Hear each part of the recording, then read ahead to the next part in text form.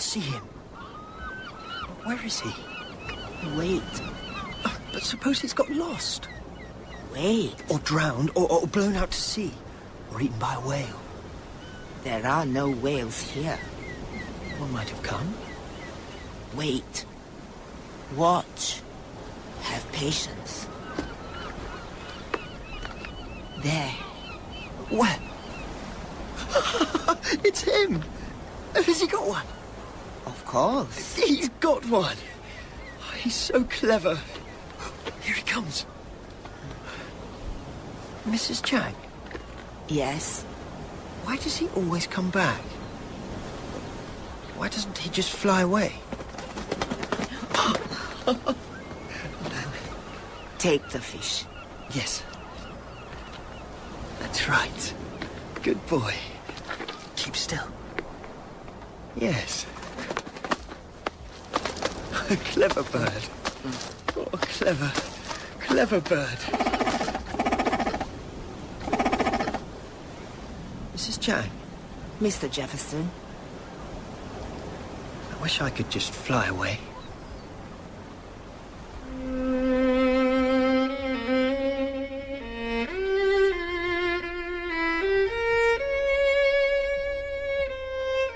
The Marlbourne Point Mystery by Bert Coules, with Clive Merrison as Sherlock Holmes and Andrew Sachs as Dr. John Watson, and featuring James Lawrenson as Mycroft Holmes. The Marlbourne Point Mystery, Part 1.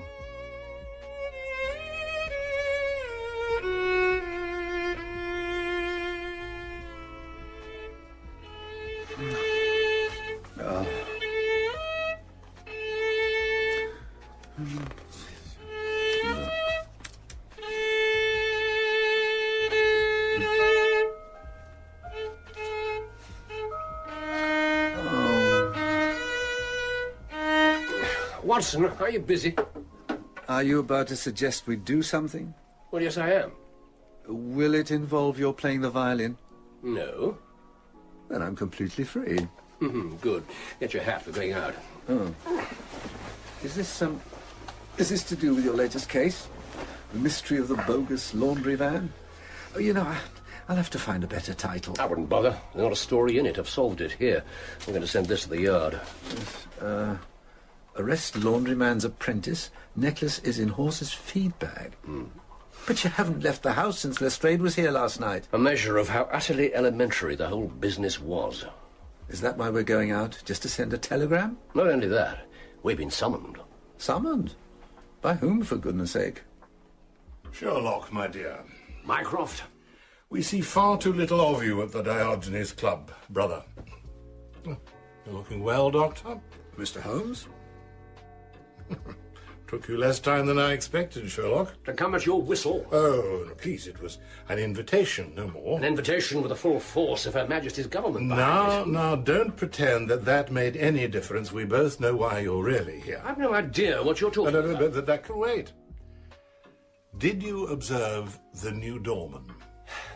Of course, the retired Sergeant Major. Recovering gamely from the desertion of his wife. And taking consolation from his 3 children. The eldest of whom is currently overseas. With the East India Company. Which he joined against his father's wishes. At least 2 years ago. 3, dear boy, 3. Really? Ah, the type-in. The type-in. Of course, well done. Any questions, Watson? Only the obvious one. Would either of you care to explain all that? Perhaps later. Sit down, please. Oh, thank you. Good. Now, Sherlock, you've nothing in hand just at the moment. Oh, on the contrary. Oh, I've had paltry business with the laundry van. Have you been spying on me? No, it's perfectly obvious that the jewels are in the feed bag and the undermaid's in league with the apprentice. And since I see from your right shirt cuff that you stopped off at a telegraph office on the way here, you've already informed Scotland Yard. You, brother, are as free as air and already bored, and came here in the hope that I might be able to rectify that situation. Am I right? Doctor? Well... Exactly. And I can. Would you both care for a sherry? Mycroft, No, well, I thought you'd appreciate a spot of dramatic tension. No. Very well. What you need, Sherlock, is a few days at the seaside. I beg your pardon. I recommend the Kent coast.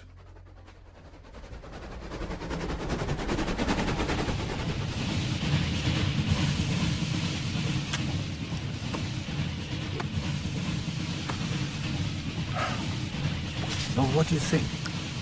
It's too soon to think anything. Not enough data. You have to admit, though, it does sound intriguing. Oh, come on. Yes, it does rather, doesn't it? And it seems that Mycroft has his uses after all. I believe you'll enjoy this, and I recommended it to the club myself.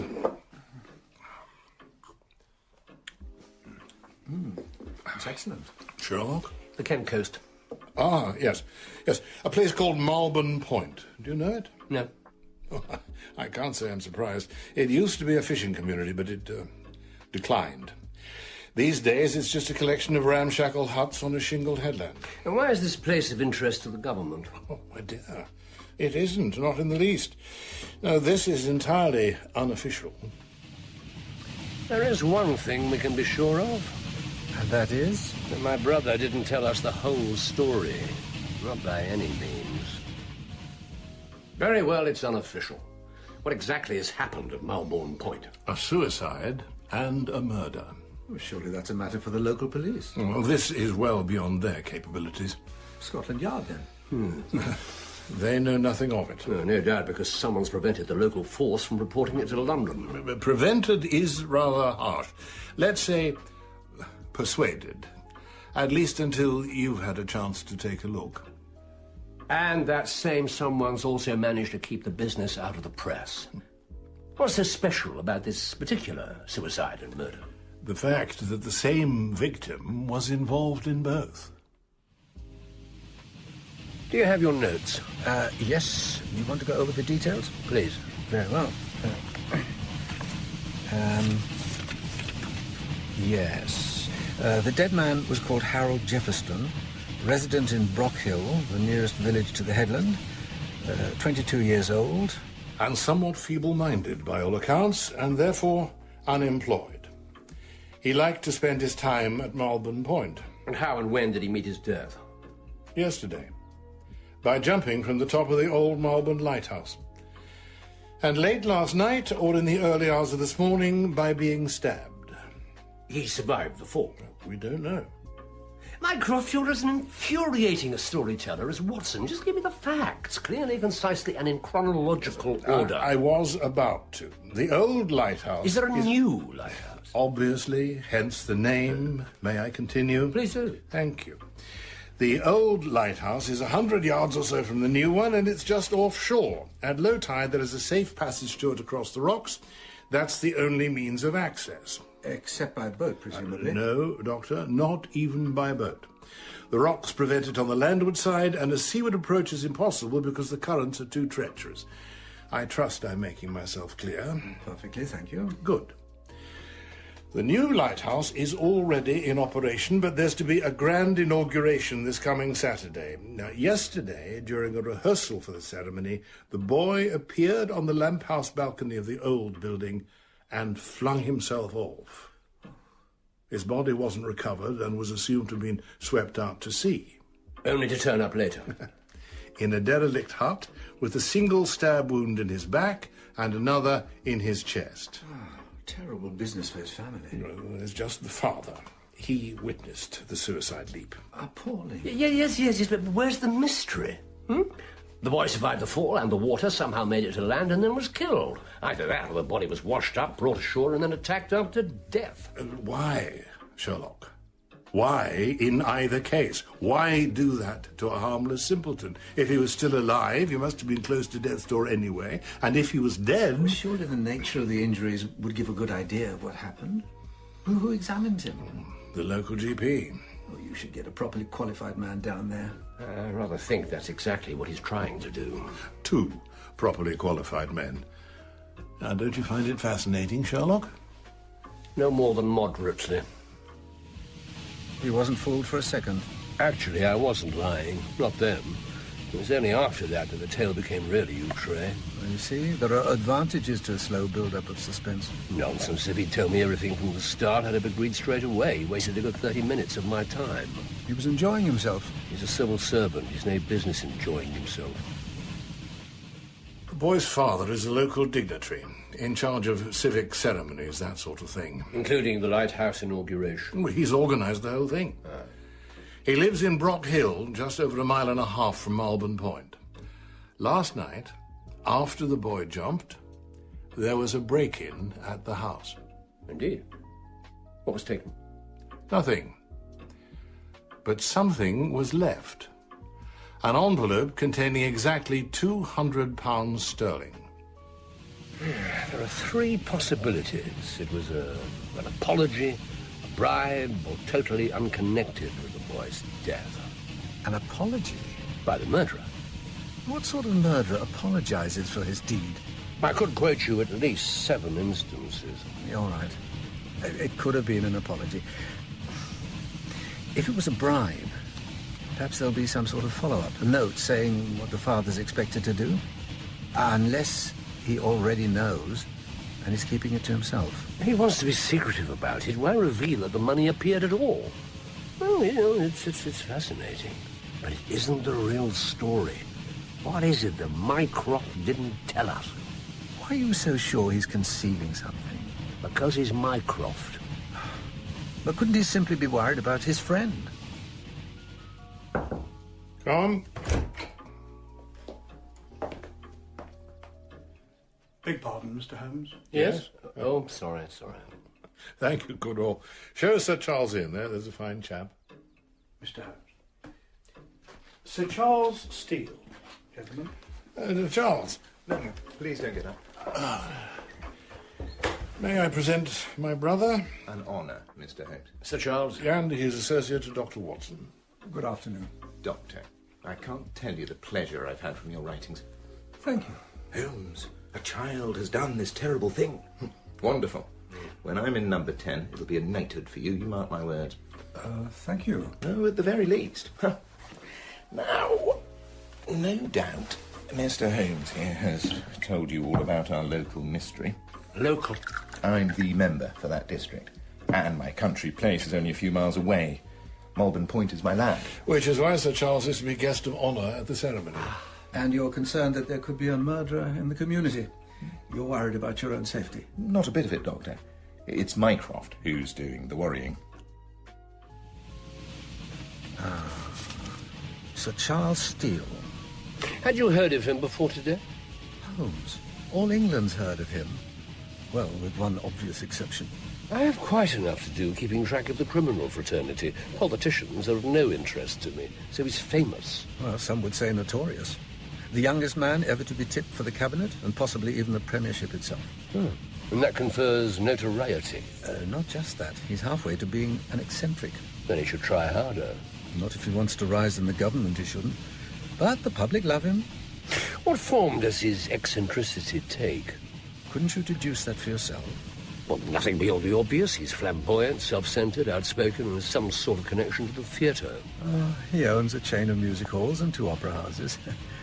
And he supports some rather outlandish causes. Interesting. Was that all you got? No, there was one more thing. What was that?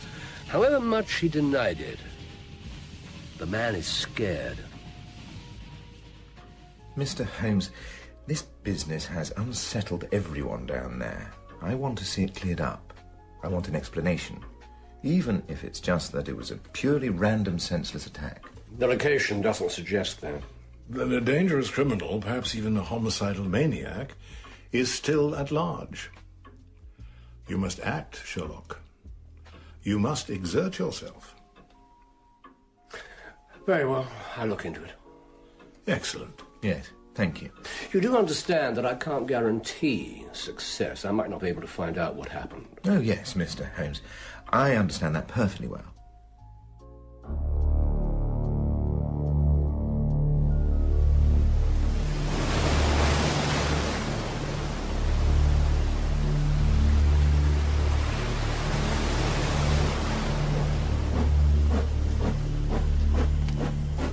Mr. Holmes, Dr. Watson. Good evening. And you are? Constable Powell, sir. I represent the law here. All by yourself? I can call on the stations from 3 other villages. Or from Ashford Town if I need to. And have you done so in this case? No, sir, because I've been ordered not to. Ah. And if you'll pardon my saying so, I don't like the way this whole affair's being handled. Directive straight from Whitehall. There's a proper procedure laid down, and this isn't it. I sympathise, Constable. Whitehall does have the habit of sitting on high, issuing commands and expecting everyone to jump. As long as it's understood that I'm not happy. It's perfectly understood. Oh, yeah. We shall need your cooperation. You'll get it, sir. I know my duty. Now, this way, if you please. I've a carriage waiting. Thank you. There are rooms reserved for you at the White Lion in Brock Hill, and dinner's booked for 8. Very efficient. When was all this done? Well, this morning, sir. Before you agreed to take the case. Exactly. Nice to be taken for granted. We'll be there shortly. No. Mr. Holmes? It'll still be light for a while. Take us to Marlbourne Point.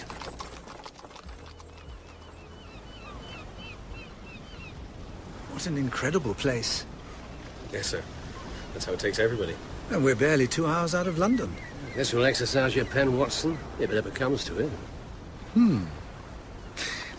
The vast expanse of shingle, flat as a billiard table, extends in every direction as far as the eye can see, broken only by the jagged, ruined shapes of the isolated fishermen's huts and shelters. If a giant's hand had swept clear a corner of the globe and randomly planted bizarre sculptures upon the plain, it could hardly be more mysterious and more awe-inspiring.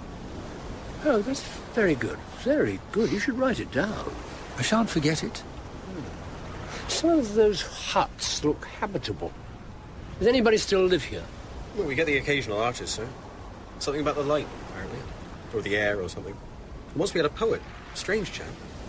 They don't stay too long. The isolation gets to them. So the whole area's deserted? Well, if you don't count old Mrs. Chang. Chang? Is she Chinese? Chinese, Japanese, I couldn't tell you. Nor how old she is. She looks about 100. And she lives here? I suppose you'd call her a recluse. Her shack's right down by the water. How does she support herself? As far as I know, she goes off the sea. She's got a freshwater well, so it's fish and water 3 times a day, I suppose. Wouldn't do for me. It was Mrs. Chang found the body. Was it indeed? You'll be wanting to talk to her? Yes, but not just yet. First, I want to see the lighthouses. Ah, the preparations for the grand ceremony. Just offshore, across the rocks, the scene of the suicide. A temporary stage at the foot of the new lighthouse. Oh, there was a band here.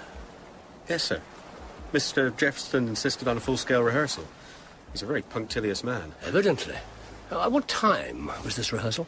Same as the actual ceremony's going to be. 9 in the morning. Isn't that rather early? Was to suit Sir Charles, apparently. The band was gathered over there, various carpenters working there, and the boy's father. Let's see, well, Well, he was up on the stage, sir. Oh, did he tell you exactly where? We didn't need to. I was here too. Oh, what excellent. Show me precisely where he was standing. Follow me.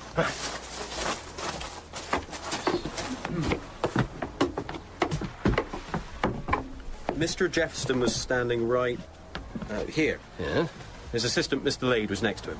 And you, Constable? Well, I was up here too, sir.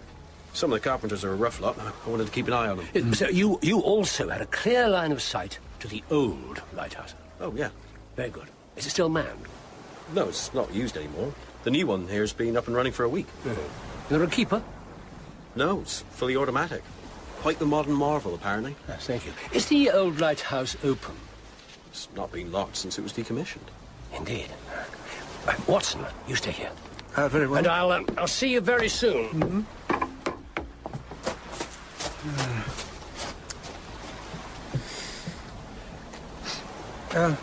Cigarette? Not while I'm on duty, thank you, Doctor. Oh, of course, sorry.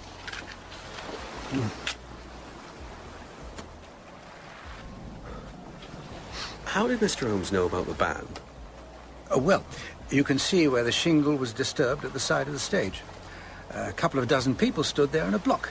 There wouldn't have been an audience at a rehearsal, and they wouldn't have been gathered just there anyway, so it must have been a band. Good Lord. Did you know the dead man? Well, most people knew Harry Jefferson, Doctor. By sight, at least. And did they like him? Somehow that's not the right word. To be honest, I don't think most people thought about him at all. Did you like him?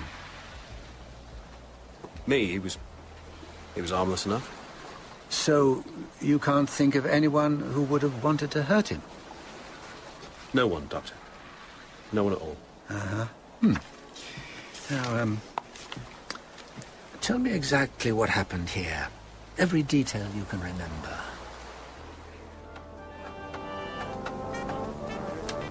You two, watch what you're doing! Stevens, for heaven's sake, organize those workmen! Thunder! That barrier's too far forward! Gentlemen! Good God, Mr. Lade. I should just do it all myself. Yes, sir.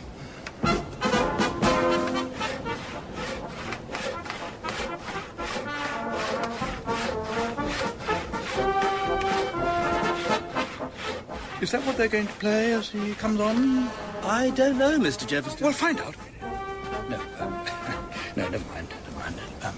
It'll have to do. I don't need anything else to worry about. No, sir. Actually, it's quite appropriate, isn't it? Rather jolly, not too pompous. You don't think he'll be offended? All right. Very good. You can stay. Now, where were we? Sir Charles and his party come up onto the platform. They take their seats.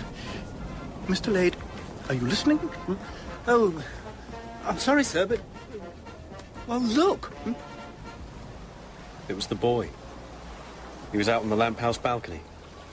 How was he behaving? He seemed perfectly calm.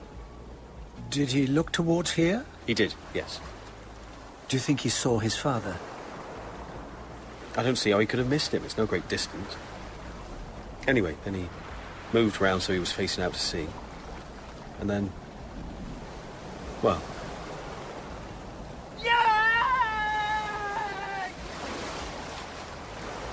he fell almost straight down. Hit the edge of the rocks, but the force of his fall kept him moving down into the water. The current's there. Oh, yes, I've been told. Yeah, there was no chance. Could he have fallen accidentally? I don't think so.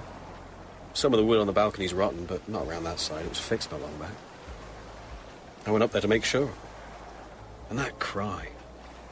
it wasn't terror or surprise, I'd swear to it. Right. Thank you. How did his father react? Powell? Look, sir, Mr. Jefferson's an important man. Oh, this is entirely in confidence, Constable. Yes, sir. Well, it didn't seem to me to be a very honourable reaction. Mr. Jefferson, are you all right? Mr. Jefferson? Constable, get a doctor. Yes. No, Mr. Jefferson? Mr. Lade. I'm perfectly all right. Thank you. But surely... Oh, where were we? Sir? The rehearsal, Mr. Lade. Where were we? Grief and shock. They can take people in some very strange ways. Grief and shock, if you say so, sir. What do you mean? Oh, there's Mr. Holmes. Hope he watches himself on that balcony. Come in. Well, Mycroft's done us reasonably well. How's your room? Not bad. They're not entirely succeeded in hiding the patch in the carpet, but show's willing. Oh, don't be infuriating. What did you discover in that lighthouse? I know you didn't want to talk while Powell was with us. Yeah, no, just a moment. Oh, I found these. What are they?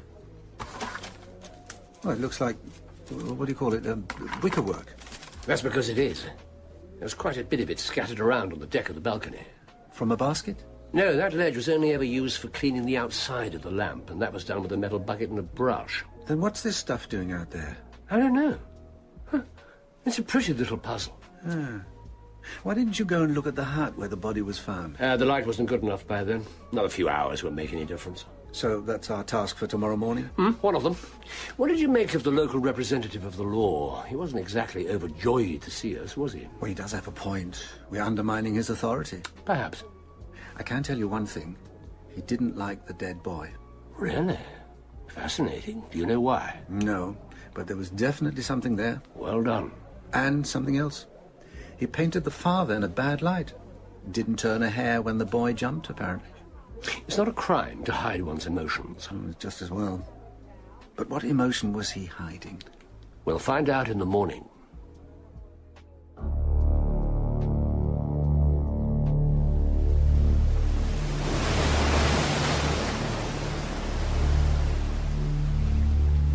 Gentlemen, I can give you 10 minutes. Then I shall be brief. When you saw your son at the top of the Old Lighthouse, what was your immediate reaction? I thought he was just messing around. I was angry. Because you knew it was unsafe. Because I could ill afford the distraction. From your duties supervising the preparation. Exactly. When he jumped? What do you imagine? I was horrified. Had he been unhappy? Depressed? Not to my knowledge. Your son was 22? Yes. In body? Yes. But not in mind? Since you obviously know, why are you wasting my time by asking me? The boy was never right, never quite right. Not from birth. We saw a doctor. He told us there was nothing to be done. Was there any physical handicap? Certain clumsiness, nothing else. Do you know of any reason why he should want to kill himself? None. He didn't leave a note? I found nothing. I've searched everywhere. It's a waste of time. Suicide notes are invariably left prominently displayed. Did your son have friends? People in his confidence? I assume so. But you don't know who they are? I am a busy man. Who looked after your son since your wife died? How do you know about that? There are 7 separate indications, none of them the slightest interest. Please answer the question. Originally, I engaged a governess, then a male tutor, but the man didn't stay. The job was unfulfilling. So, in short, your son was abandoned to his own devices. You go too far, sir. I'm well aware of my duty towards my son. I sheltered him from a hostile world. I gave the boy a home when I could have put him in an institution. I put clothes on his back, a roof over his head, and food in his stomach. And this is the thanks I get. Tell me about the money. It was left on the hallway table. Just loose notes? In an envelope. You still have the envelope? I had a telegram from Whitehall asking me to retain it. God alone knows why. Here. Thank you. Good quality stationery, somewhat crumpled, no marks, no inscription, no discernible aroma. Thank you. Where are the notes? In my safe. Do you wish to see them? It's not necessary. When did your mystery visitor enter the house? The lock on the front door hasn't been damaged. He came in through a window at the back. Did the noise wake you or the servants? No. Was the glass broken or cut? Neither. The clasp was faulty. That window doesn't lock properly. Then how do you know that it was the means of entry? It was discovered wide open. It had been closed the night before. The money was left, but nothing was taken. Correct. What a considerate housebreaker. Mr. Jefferson, what do you think happened to your son after he jumped from the lighthouse? Whether he was alive or dead, why should anyone want to attack him with a knife? I've no idea. How long have you had the canary? What? I don't know. Several years, that one. We've always had them. My wife loved them. And you? I enjoy their song. Yes. And why do you feel the need to padlock the cage? Yes. Beg pardon, sir. Gentlemen. Yes, Elizabeth. Mr. Lade is here, sir, in the carriage. Mr. Lade? Yeah, he's from Sir Charles's personal staff. Specially seconded to me. Please say I'll be there directly. Sir. Elizabeth will bring you your hats. She can also show me the broken window. If you insist. I do. Thank you for your time. Gentlemen. sort of man finds his son an inconvenience? No, it was worse than that, wasn't it? An embarrassment.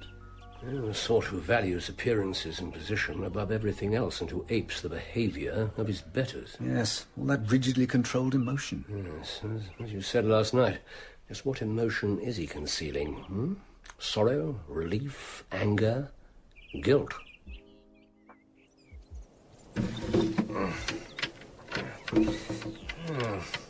How long has this lock been broken? Oh, ages, sir. Interesting. Can you read anything from the ground? Very little, but enough. Will that be all, gentlemen? Not quite. Your department, Doctor. Elizabeth, tell me about Mr. Jefferson's son. What do you want to know, sir? Well, I know he liked to spend a lot of time out at Marlbourne Point. Yes, sir. He did. But did you have much contact with him when he was at home? Oh, yes, sir. Looking after Master Harry, that was a big part of my duties. Oh, you liked him? He was a lovely boy, sir. So kind and gentle.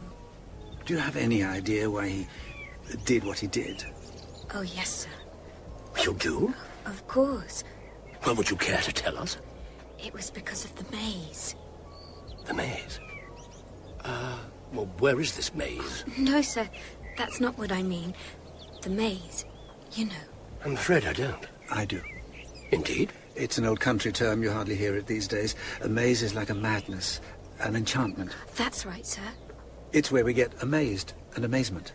Watson, you're invaluable. What form does it take, then, this madness? Is it hereditary? No, you catch it. In most versions of the story, it's just in the air, or in the fabric of a place. And if you're sensitive enough, you pick it up. Master Harry got it out at Marlbourne Point. Well, how do you know this? Because he wasn't the first.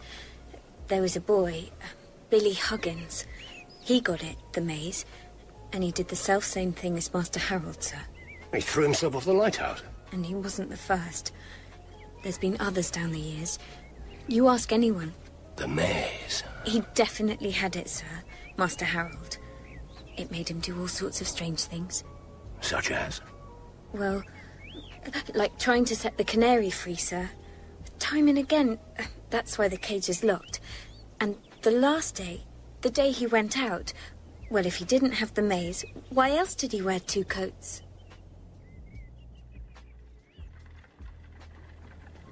Amazing that these old country superstitions still persist. A place so imbued with an evil influence that it can be picked up like a common cold, if you're perceptive enough. You almost sound as if you believe it. When I was a boy... What did you say? Something wrong with your hearing, Doctor? No, of course not. It's just that in all the years I've known you, I don't think I've ever once heard you say those words. You haven't? Well, then why now? Because now they're relevant. When I was a boy, there was an old house on the edge of our estate. Derelict, virtually. Naturally, I went there to explore, to observe. Naturally. But I could never stay there long. I don't think I was a cowardly child, Watson, but there was something about that old house. I told Mycroft about it. And he teased you? On the contrary, he explained the whole thing. With some logical, rational explanation? Well, you decide. He looked at me and said, "It's very simple, Sherlock. The house doesn't like you, and it doesn't want you there." And you accepted that? I was very young. And now? What do you think now? I think we've just been given an extremely valuable clue. Now, I have a task for you. What is it? Go and see Constable Powell. Have a friendly chat. See if you can't find out why he didn't like the Jefferson boy. Very well. What will you be doing? I'm going to walk back out to the point. Ah, you're going to look at the hut where the body was found. Not only that, I want to see if I can't absorb some more of the atmosphere of the place. Holmes, you're not taking this ridiculous maze business seriously, are you? Yep. Come and find me later.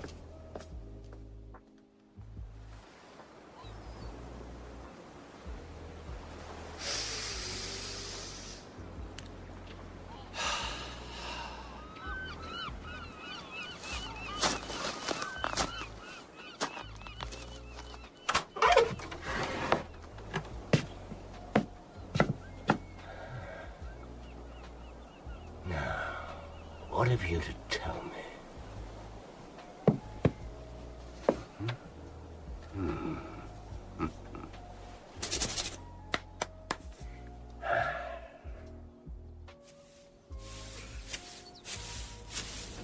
Lovely morning. Doctor! Hello.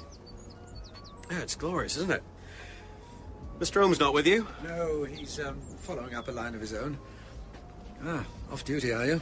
No, just snatching the odd moment. Never off duty, really. Can't be, since I'm all there is. Quite a responsibility for you. Oh, it's a quiet village. Besides, it's only until they appoint a new sergeant. What happened to the old one? Took sick and died. Oh. Right out of the blue. Between you and me, sir, he went a bit strange in the head. He's a good copper in his day. Any chance of you getting the job? Not a hope. Not enough experience. Maybe this murder will make a difference. Well, if I solved it myself, maybe, but there's no chance of that, is there? Not now. Constable, Mr. Holmes likes to keep his name out of things. If he sorts it out, he'll see that you get the credit. Really? Well, I'd appreciate that. Look, sir, I'm sorry if I've been a touch distant. No apology necessary. Good of you. You fancy a cup of tea?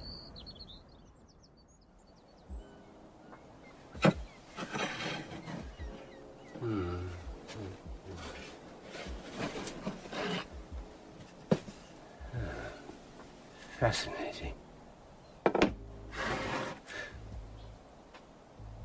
Good day to you. Will you come in, or shall I come out? It is much more pleasant out here, I think. Would you care for some tea?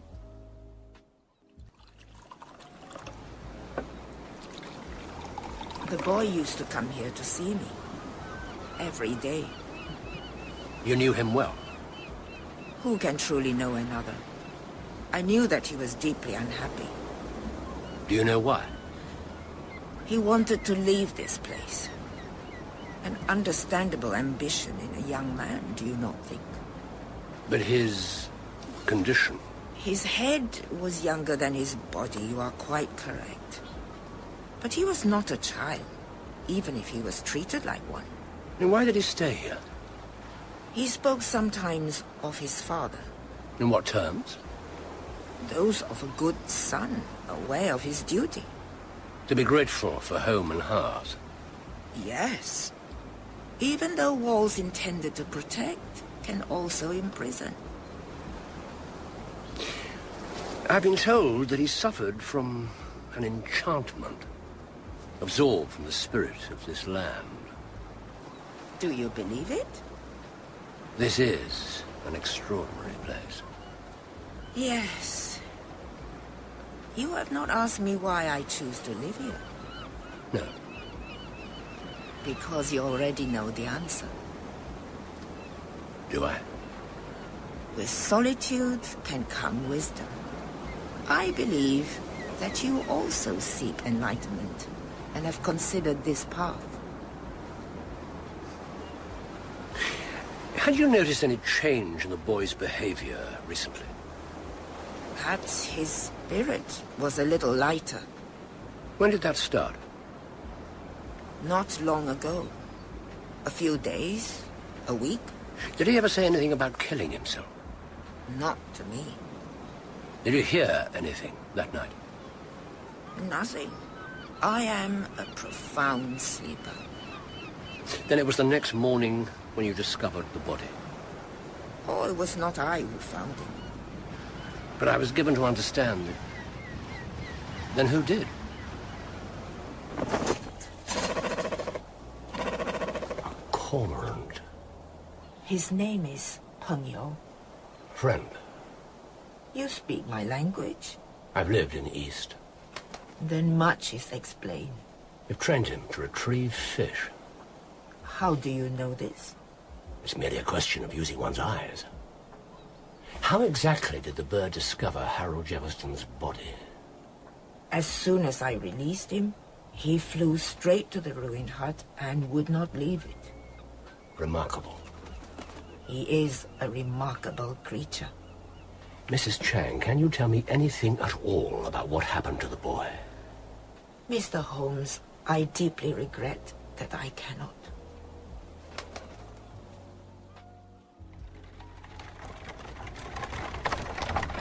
Whoa there, girl. There we are, Doctor. Oh, thank you. I appreciate the lift. Oh, sorry I couldn't take you any further. Don't worry about it. Let's talk of extending the road out to the new lighthouse. God knows when it'll happen. All those distinguished guests are just going to have to walk the last bit and lump it. Will they be expecting a red carpet? If they are, they're in for a disappointment. Now, you sure you don't want me to wait? No. Once I've found Holmes, we'll walk back. You get on. Well, if you're sure. Up there, girl.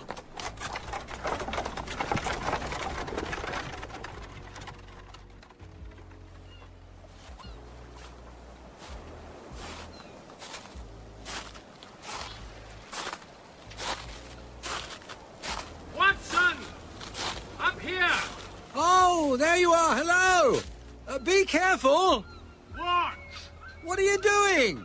Just watch. Observe closely. All right. You're retracing the boy's steps. Round to the back of the balcony. Out of sight. Leaning out. Yes, just back in view. Holmes, I can see you. Oh, my God. Get down! It's not safe! Get down! No!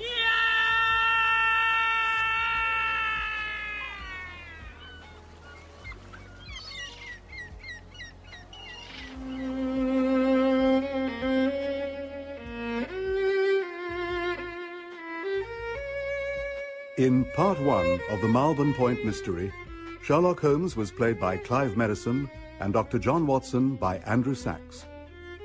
Mycroft Holmes was played by James Lawrenson, Constable Powell by Piers Weiner, Sir Charles Steele by Nigel Hastings, Mrs. Chang by Pick Sen Lim, Harold Jefferson by Joseph Cohen Cole, Mr. Jefferson by Bruce Alexander, Mr. Lade by Richard Delane, and Elizabeth by Tessa Nicholson. Other parts were played by members of the cast. The violinists were Leonard Friedman and Ian Humphreys.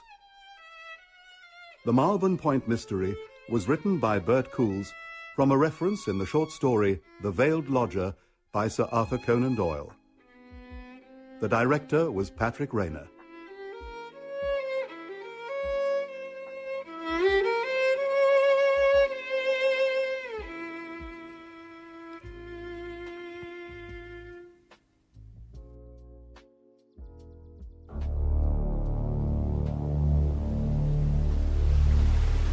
Mycroft, why is this business of interest to the government? Oh, my dear, it isn't. Not in the least. This is entirely unofficial. Really? And what's so special about this particular suicide and murder? The fact that the same victim was involved in both. It's about Master Harold, sir. I know why he did it. I know why he jumped off the lighthouse. Holmes! Get down! It's not safe!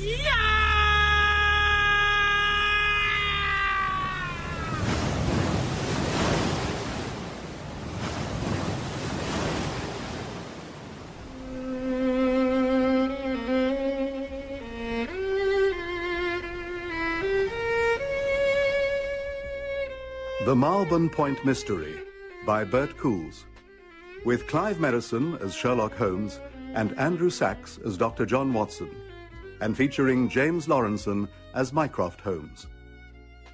The Marlbourne Point Mystery, Part 2.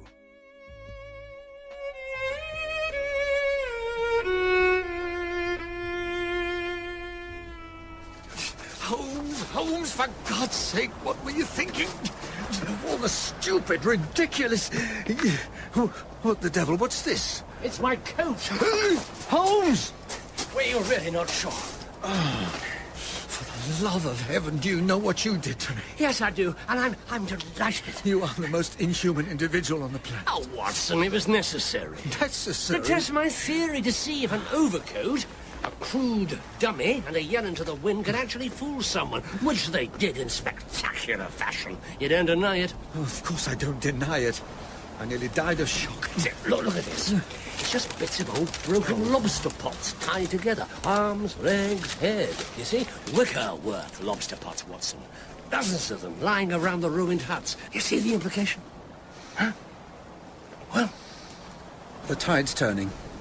I suggest we get back across the causeway before we're marooned on this damn rock all day. Surely you're not still angry? What the devil do you expect? Good Lord. I've put up with a lot over the years, but making me think you've killed yourself in front of my eyes, that's heartless, even for you. Watson, I'm sorry, but how else could I be sure? And the way you set it all up. You must take me for a fool. That ridiculous story when I was a boy. That story is true. What, there really was an old house? And I genuinely couldn't bear to be there for any length of time. And? And I went and did some research. The house was built on a reclaimed swamp. Marsh gas was filtering out through the foundations. Pure methane. Invisible and odorless, but more than enough to affect a 10-year-old boy. But you made me believe... Because you had to accept the possibility that I might jump. Look, I wish there could have been some other way. But there wasn't. Watson? All right. Good man. Don't you ever do something like that again. You have my word, unless there's no alternative. Oh, you're impossible. Thank you. You're welcome. Right. Now that you've done it, what does it prove? Well, it doesn't prove anything. Oh, for heaven's sake. It very, very strongly suggests that Harold Jefferson didn't jump from the lighthouse at all. What, you're saying he did exactly what you did? Put together a dummy? Leaving the fragments of wicker that I found on the balcony and the scattered stones on the rocks. That's why he took 2 coats out with him that day. Not because he was mad, but because he was carrying out a very clever plan. But the boy was simple-minded. Could you really have come up with a scheme like that? Well, perhaps, or maybe he was just following instructions. So, someone else could be involved? Someone else is involved. The killer. Whoever killed him also dreamed up the fake suicide? Why, for heaven's sake? Why, indeed. There's something you don't know. There's rather a lot I don't know. That's not what I mean. Your wretched stunt drove it clean out of my mind. Ah, yes, your mission. Did you succeed? Yes, I did. I'll tell you all about it over lunch. Excellent. And you can pay. So, what's the story? Why did Constable Powell dislike Harold Jefferson? It's to do with Powell's fiancée. The landlord at the pub told me you're going to be married. George never could keep his mouth shut. Surely it's not a secret. Congratulations. Thank you. When's the great day? Not fixed yet. Problems? Yes. Well, no, actually, not any. Look, I don't mean to be rude, Doctor, but I'd rather not discuss it, if you don't mind. Not in the least. None of my business.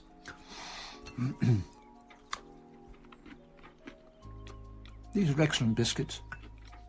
A masterly piece of deflection. So, there had been an obstacle to the marriage, but now it doesn't exist. Did you find out any more? Yes, I did. There's a photograph on his mantelpiece. It's a young woman. It has to be his intended. Or a sister? No, it's not a sister. Well, how can you be so sure? Because I recognized her. Powell is engaged to Elizabeth, Jefferson's housemaid. Is he indeed? And it was a big part of my duties looking after Master Harry. Exactly. And not only that, she was fond of him and she knew that he depended on her. So it's possible that she wouldn't have given up her job while he was still living at the house. And Powell would never have tolerated a wife who worked. Hence the resentment. Oh, splendid, Watson. Thank you. So, what now? Now we drink up, or we'll be late for our appointment. And you know how touchy doctors can be. I tell you, I'm damnably unhappy about this whole business. Would you normally consider murder something to be happy about, Dr. Scant? Don't be insulting. I mean the manner in which things are being handled. Orders straight from Whitehall, no official inquest. It's unheard of. I can't even call in the undertakers. And all because of a power-hungry exhibitionist who conducts himself in public with all the dignity of a circus clown. There is concern for his safety. Then let him stay away. The new lighthouse is functioning perfectly well. It doesn't need Sir Charles Steele breaking a bottle of champagne across its doorway or whatever it is he intends to do. Well, do you want to look at the boy or not? There you are. I'll be back in my consulting room in the unlikely event that you require my assistance. Gentlemen. Doctor?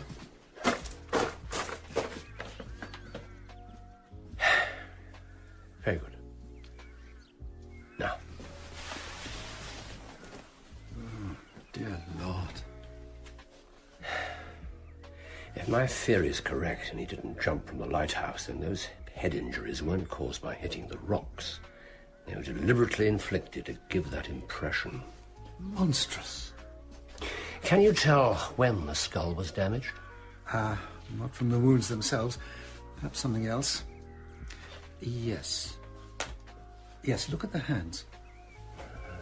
You see? Cuts on the palms. He tried to ward off the knife.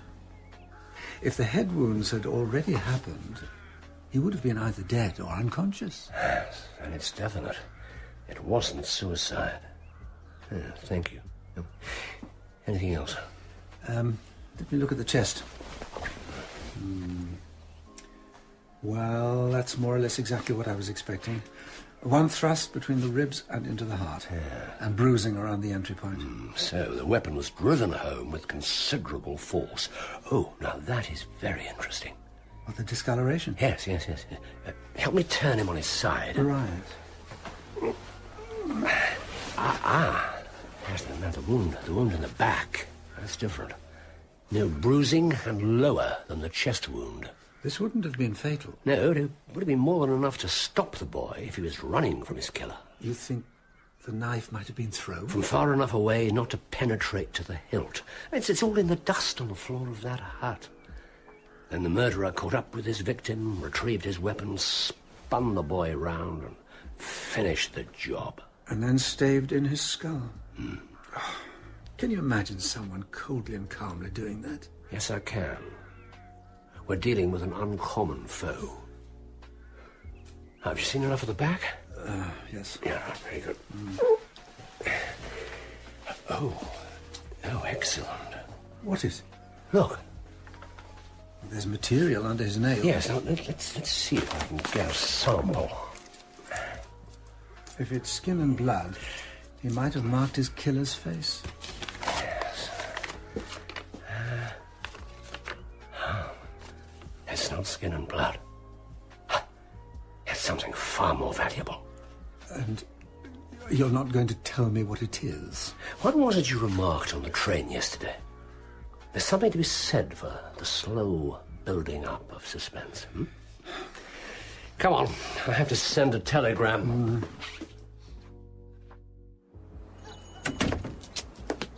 Excellent.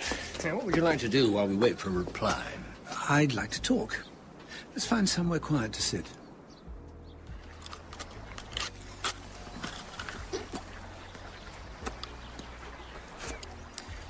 I have a theory. Go on. Suppose that someone wanted young Jefferson dead, or at least out of the way. We don't have to suppose it. We know it's true. It was a social encumbrance to his father and an obstacle to the constable, and to the maid if it comes to that. Elizabeth? What about her loyalty to the boy and her grief? Were neither emotions difficult to simulate? Well, I suppose not. But you needn't confine yourself to just those three. Hasn't it occurred to you that a brutal and inexplicable murder on his own land could be a considerable embarrassment to a rising young MP? Someone committed a murder just to tarnish Steele's reputation. Politics can be a vicious business. No, but you were telling me your theory? What if one of these people somehow persuaded the lad to jump from the lighthouse? We know he was simple-minded. Surely it would have had to have been positively moronic. If he was depressed enough or lonely enough, it might have been possible. Anyway, at the last minute, he decided not to do it, but to fake the jump instead. You said yourself that it could have been his own idea. And then the someone found out. And used a knife to do the job properly? Well, you have to admit it fits the facts. Well, to a certain extent. But what about the money that was left in the father's house? I can't explain that. Can you? Yes, I can. I know who put it there and why. And I know that it was the direct cause of Harold Jefferson's murder. He was killed because of the money? I'll tell you something else. I suspect that the boy's death is nothing to do with what's actually going on here. Nothing at all. Ah, sir. Here you are. Just arrived. Ah, thank you.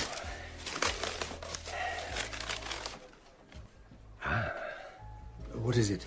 Another significant development.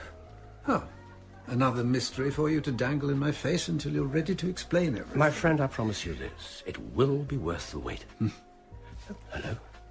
What? A happy coincidence. Just the man I wanted to see. Good afternoon, Mr. Jefferson. Mr. Holmes. Doctor? When you've finished your business here, I'd appreciate a quiet talk. Somewhere private. Thank you, Elizabeth. We'll serve ourselves. Sir, gentlemen. I'm sorry if I was short with you when you called this morning. A lot on my mind. No, of course. And a member of Sir Charles's private staff scrutinising your every move. A privilege. But also a responsibility. I am accustomed to responsibility. And you enjoy it? I won't deny it. Now, sir, what is it you wish to tell me? Your son did not commit suicide. You're certain of that? I am. Doctor? The medical evidence is quite definite. Well, thank God. Thank God. I've examined the railings on that balcony. They're extremely unsafe. I don't believe that he intended to jump. So he can have a Christian burial. Mr. Holmes, you take a great weight from my mind. Yes, I rather thought I might. But the stabbing, what on earth does that mean? Constable Powell tells me that the area is sometimes used by smugglers bringing over contraband from France. I believe that your son staggered ashore, dazed and half drowned, and was unlucky enough to stumble on just such a gang. He was killed to silence him. By God. I'll track those men down if I have to call in every policeman in the county. Mr. Holmes, Dr. Watson, I'm deeply in your debt. What did you think? You didn't believe a word of what you said to him. Of course I didn't. What matters is that he thinks I did. And this is a very small community. The story will spread. And now? Yes? I fancy I'm ready for dinner. Well, that was excellent. Food fresh from the land. Could you live in a place like this, Watson? And rusticate my life away? Not a chance. Why do you ask? Just out of interest. I know you don't want to discuss the case yet, but will you answer one question at least? That depends on what it is. Are we going to accept Jefferson's invitation to watch the final rehearsal tomorrow morning? Oh, my dear chap, I wouldn't miss it for the world.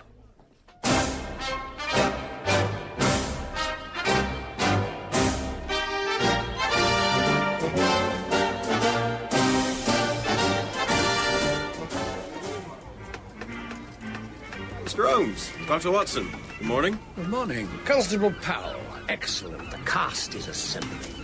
And Mr. Jefferson, you look worried. Mr. Lade has had to go back to London. Oh, is that a problem? No, I suppose not, but he was to have stood in for Sir Charles in the run-through. Mr. Holmes, I don't suppose you'll... Oh, I don't know. I'd be delighted, but I don't think it's going to be necessary.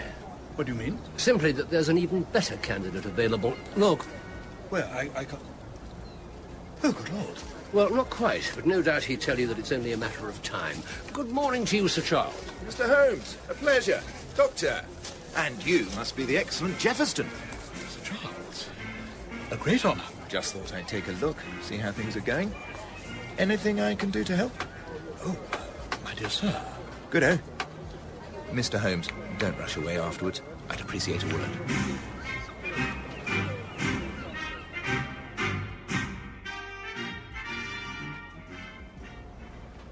I hear you've solved the case. The boy's fall was an accident and he was killed by smugglers?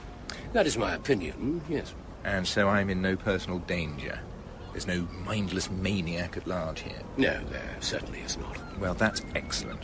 I'm grateful to you. I'll tell my brother that all his precautions were unnecessary and the investigation can be handed over to the local police. Young Powell will appreciate that. Good. Very good. Shall I see you at the ceremony tomorrow? Alas, the doctor and I are returning home today. Well, I'm pleased to have met you both. Mr. Holmes? Sir Charles.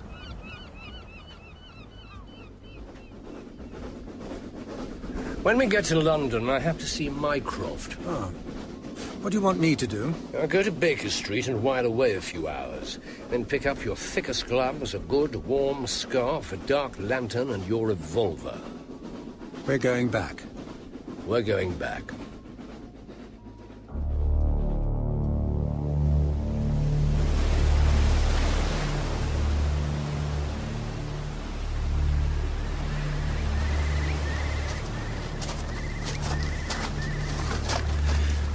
This place is unearthly at night. Yes, it's a worthy setting. Now, I suggest we take up our position. Where, Mr. Holmes? Inside the Old Lighthouse. Doctor, do you know exactly what's going on? Mr. Holmes didn't explain? He just told me to expect you two tonight and have the carriage waiting. What's it all about? Something big. Ah, I was right. It's not here yet. It? Well, we should conceal ourselves. I suggest the stairs just below the next level.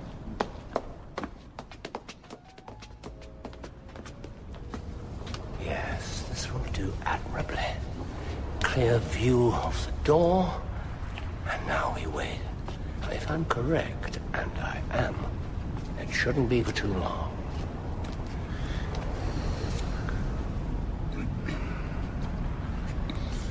It was the tide that gave me my first clue. The tide? And the time of the ceremony tomorrow morning. It's highly suggestive. But what has that to do with young Harry Jefferson? Watson? Nothing. His death isn't connected to the real case at all. Then what is the real case? Quiet. I can't hear a thing. Silence. Don't move a muscle.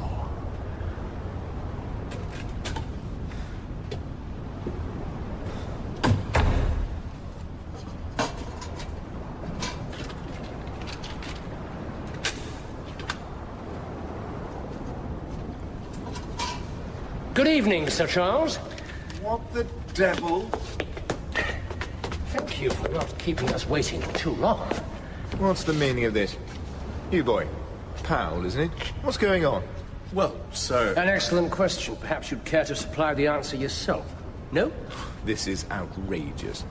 I'm leaving. Not just yet, if you wouldn't mind. Doctor!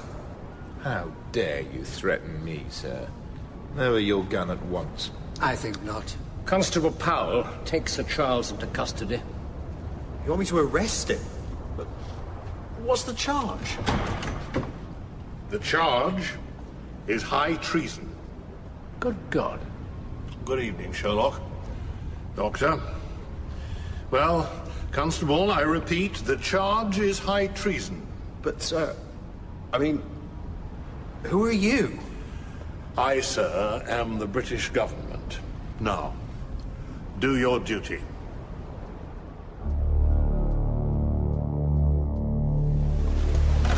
Go on there. Up you get. Kindly do not manhandle me. I had to have this business handled as discreetly as possible. So you came yourself? Surely we could have managed things. Of course, Doctor. But as my brother is just about to explain to you, tonight's events are far from over. Sherlock, shouldn't you be getting back? Yes, we should. You'll send the carriage back out for us. Of course. Happy hunting, brother. Holmes, just who are we after now? Come on, Watson. It's almost time for the big finish.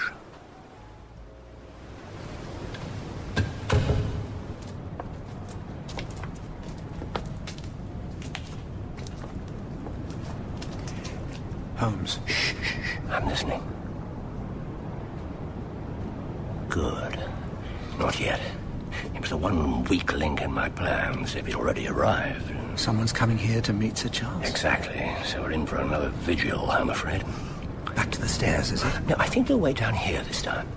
Nothing like a spot of variety. Ooh, variety. Come on, and your best whisper, if you would. I don't know which was the bigger shock. You're telling me that Sir Charles was a traitor, or your brother appearing in that doorway. I had no idea that Mycroft had followed us down from London. As you say, it's not exactly in character. It does give you the measure of the situation. I told you he didn't tell us the full story. How long had you known about Sir Charles? Not long.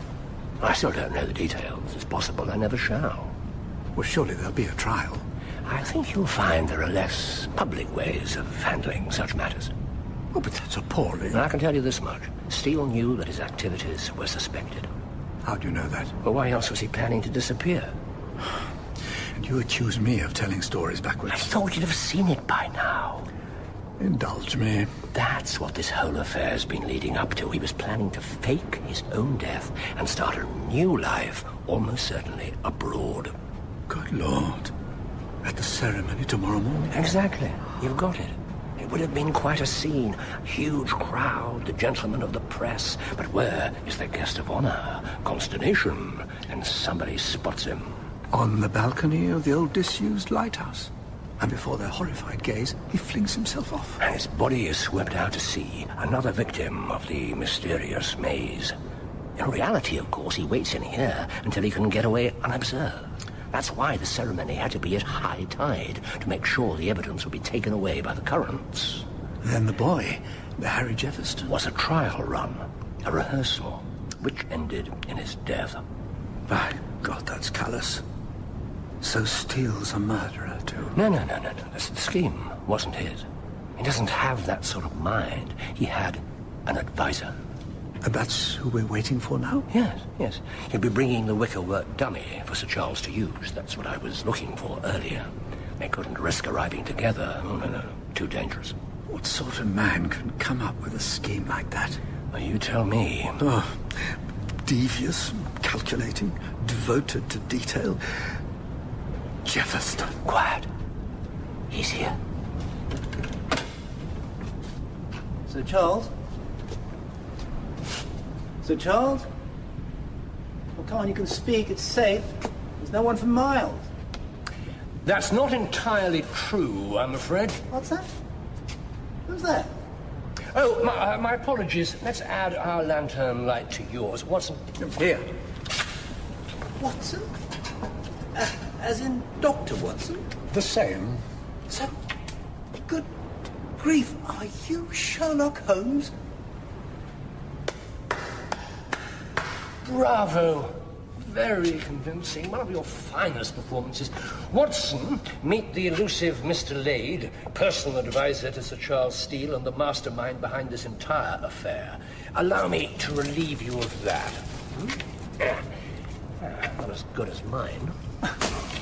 This is nonsense. You know, I really do congratulate you. This whole business was planned in the tiniest, most intricate detail, and it very nearly worked exactly as it was supposed to. Smoothly and flawlessly, like a well-tuned machine. You sound as if you admire him. But not his aim or his methods. I admire his skill. I admired him last time we met, too. Well, you know this man? And so do you. I've never seen him before. There you are, Lade. Another tribute. It really is an excellent disguise. Now, personally, I'd have used a rather thinner beard and, yes, perhaps a lighter shade for the skin colour. But the wig's that's very fine. And so's the voice. I'm sorry, I don't see where this is going. Well, then, allow me to demonstrate. No resistance, good, very, very sensible. Now, first, the beard, and the wig, and the spectacles. Et voila. You? In person all this week. Good evening to you, Doctor. There. Very good.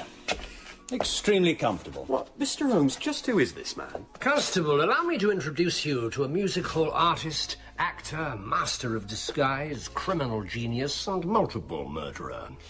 Mr. Frederick Merridew. Can't say I've ever heard of him. Ignorant fool. I assure you the loss is yours. Annoyed, Merrity? Fame is a fickle thing. You're not in London now. I play the entire country. Not for much longer, I fancy. In any case, we're a long way from the nearest music hall. False hair and makeup in case somebody recognized you. Totally unnecessary. I fancy the same could be said of some of your own disguises. Hardly. Oh, I think so. So you two know each other well? Yes. Yes. They've crossed swords once before. And I emerged triumphant. You deny it? Of course I deny it, Mr. Holmes. Let's suppose that someone did plan a murder on exactly those lines. Someone intelligent, resourceful, and cunning. Don't you imagine that he would take pains to check every detail in advance? By, for example, consulting a doctor on exactly what might happen to a man's hand at the point of sudden death. And if he did, I believe he would learn that cadaveric spasm, that is the correct term, Doctor. Yes, it is. That cadaveric spasm does indeed occur, but not by any means in every single case. They're so important, these little exceptions in life, don't you agree? Heaven knows, gentlemen, I'm no expert, but I believe the relevant phrase is reasonable doubt. Thank you for a most entertaining conversation. Is that really what happened?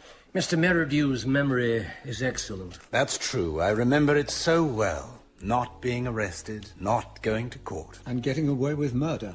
Oh, did I? You'll not escape me this time, Merridew. I can put together every single link in the chain. I've been following your career with great interest. I'm flattered. The first tentative steps, offering your services as a consultant to the underworld, the escalation of the crimes, the growing fame in criminal circles, the higher stakes, the more and more illustrious clients. My dear Mr. Holmes, it sounds as if I was merely following your excellent example. So you admit it? By no means. Just joining in your little game. This is no game, Merridew. Oh, some people simply have no lightness in them at all. Don't you ever get tired of it, Doctor, being the upright, moral gentleman every second of every day? I'm supposed to have a sense of romanticism, a vivid imagination. Don't you ever apply it to yourself? Don't you ever want something different? Don't you ever want to fly? Holmes, let's get this over with. The air in here is foul. This went on until finally you were approached by Sir Charles Steele. Didn't it bother you in the least that you were working for a traitor to the realm? What is it you once said, Mr. Holmes? A client to me is a mere unit, a factor in a problem. A sentiment worthy of, well, of myself. And it was quite an intriguing one, his particular problem. You saw the lighthouse ceremony as the perfect opportunity. You came down here, insinuated yourself with Jefferson. That was no challenge. And then you persuaded his son that he could have the new life he longed for. All he had to do was bring an end to his old one by seeming to kill himself. Death cancels all obligations. You exploited his trust and his simplicity for your own twisted purpose. An atrocious act. Nonsense. The boy was every bit as behind bars as I am right now. He deserved to be set free. He didn't deserve to die. That was his own fault. He didn't stick to the script. Mr. Lade! Mr. Lade! I'm here. Mr. Lade, it worked! Just like you said it would. Where did you go? I've been waiting. I've been home.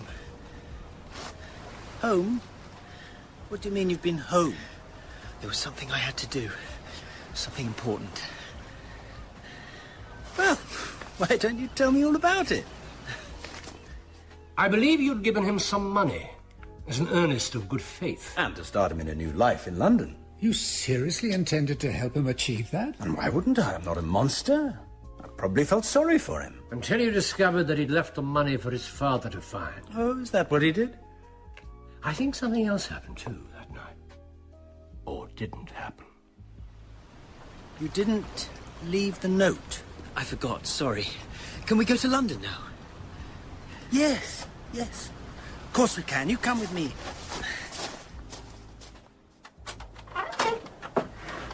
In you go.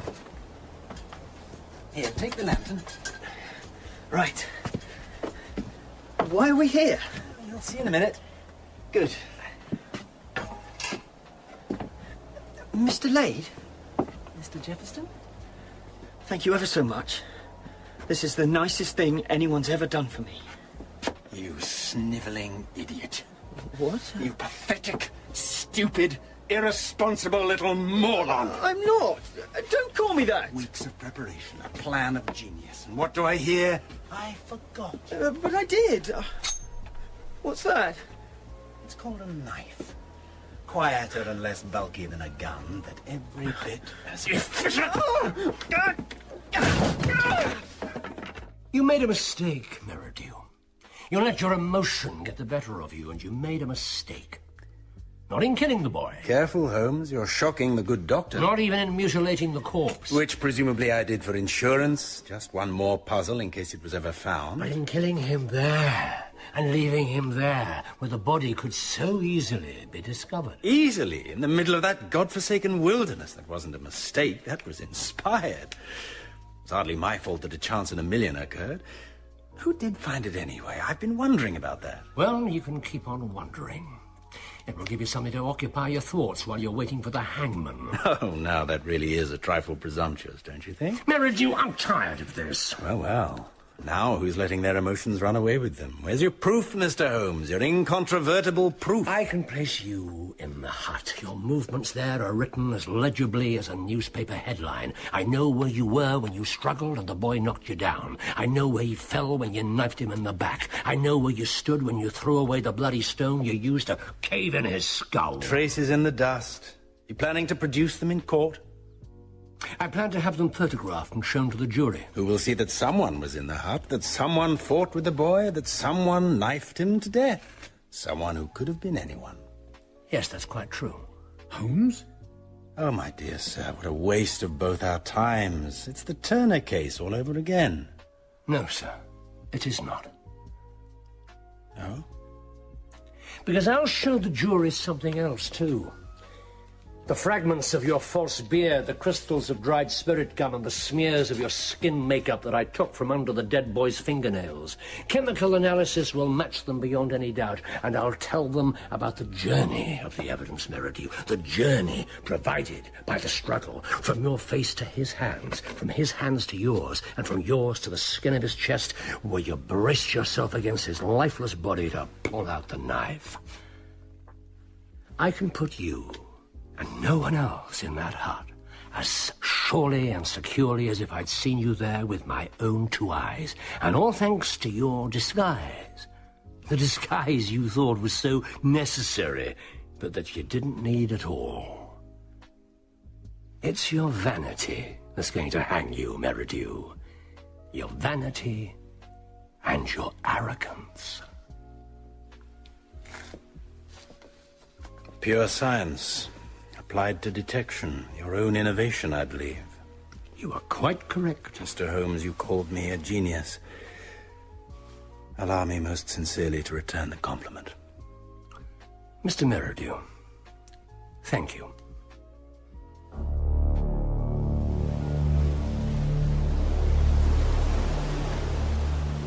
Good morning, Mr. Holmes. Good morning, Mrs. Chang. You have news. Yes. The boy's killer will be brought to justice. That is pleasing. Oh, one moment.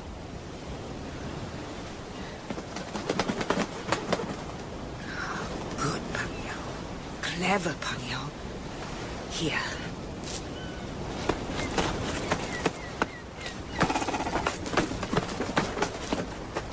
Remarkable. How did you know I had taught him to do that? The early training involves fitting a ring to the neck so the bird can't swallow any large catches. Once it's learned what it has to do, the ring can be removed.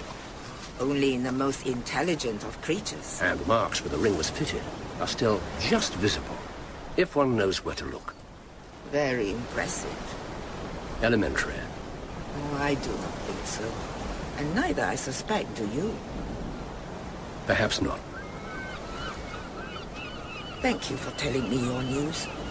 I'm pleased that you succeeded. Yes, so am I. Sheshe Sayin, Miss Jack. Bukachi, Mr. Holmes. Remember my words. The wise man does not deny his one true path.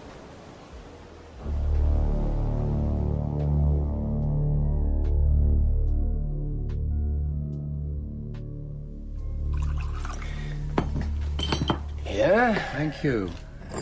Brother. Brother? I still don't see why we couldn't have met at the Diogenes Club. They have a rather better cellar. Mycroft, only you could turn up out of the blue at the most isolated spot in the entire southeast at 2 o'clock in the morning and yet still object to making a 10-minute cab journey. He's annoyed with me, Doctor, because I didn't tell him everything right at the start of the case. And you find that irritating, Holmes? Really? Just how much did you know when you sent for me? Oh, we'd known for some time about Steele's activities, and we'd been looking into anything unusual that happened around him. The Marlbourne Point business was simply the latest instance. And I'd no idea that it was tied up with the plan for him to disappear until you deduced it. Well, if it was nothing special, why did you use me? Why not one of your own people? I told you.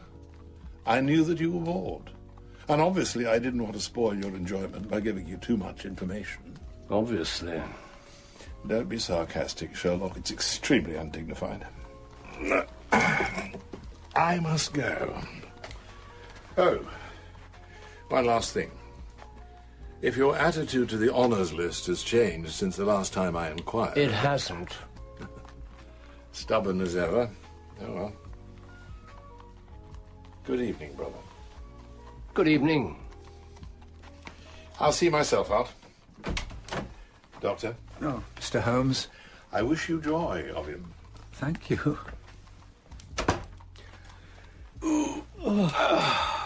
Yes. It's been an interesting case. Rewarding, too. Oh, yes. And to think it's all thanks to a trained cormorant. If that bird hadn't found the body, the whole business might never have come to light. God only knows what damage Steele could have done to the country. A dumb creature saves the state, unique in the annals of crime. Well, that's wonderful.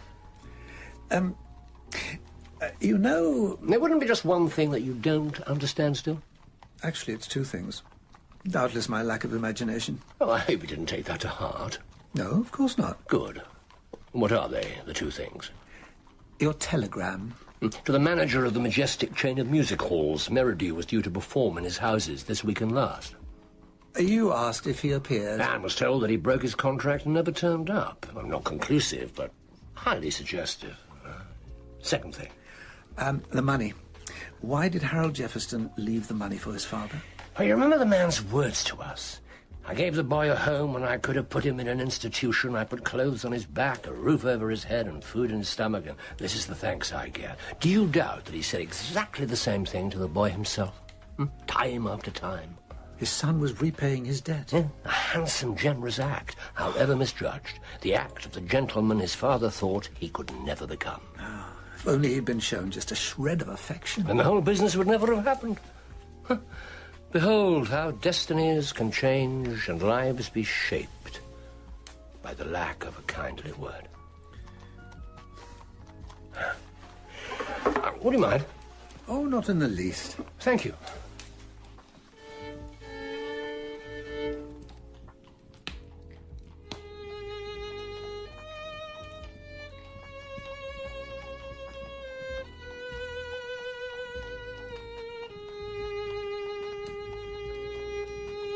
You played that for me just a few days after we first moved in here. Did I?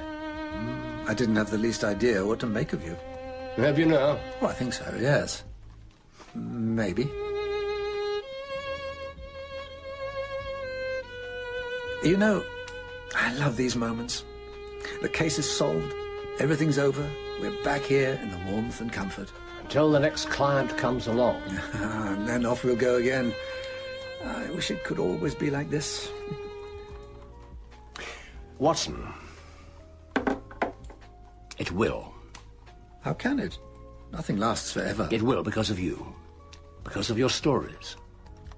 Don't you see? It doesn't matter what happens here in the real world. We're more than reality, you and I. You, my friend, have made us immortal. That's quite a thought. It's the truth. As long as there are mysteries and murders... and fog and fear. And terror and injustice. I'm Sherlock Holmes, private consulting detective. And John H. Watson, chronicler, comrade and friend. We'll be ready. Waiting for the dramatic ring at the doorbell.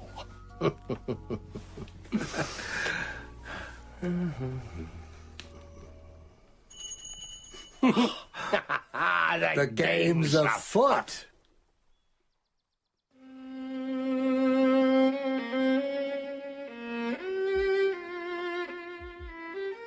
In The Marlbourne Point Mystery, Sherlock Holmes was played by Clive Merrison and Dr. John Watson by Andrew Sachs. Frederick Merridew was played by Richard Delane and Mycroft Holmes by James Lawrenson. Constable Powell was played by Piers Wayner, Sir Charles Steele by Nigel Hastings, Mrs. Chang by Pick Sen Lim, Harold Jefferson by Joseph Cohen Cole, Mr. Jefferson by Bruce Alexander, Dr. Scanlon by John Biggins, Elizabeth by Tessa Nicholson, and the Postmaster by Bert Coules. Other parts were played by members of the cast. The violinists were Leonard Friedman and Ian Humphreys. The Marlbourne Point Mystery was written by Bert Coules from a reference in the short story The Veiled Lodger by Sir Arthur Conan Doyle. The director was Patrick Rayner.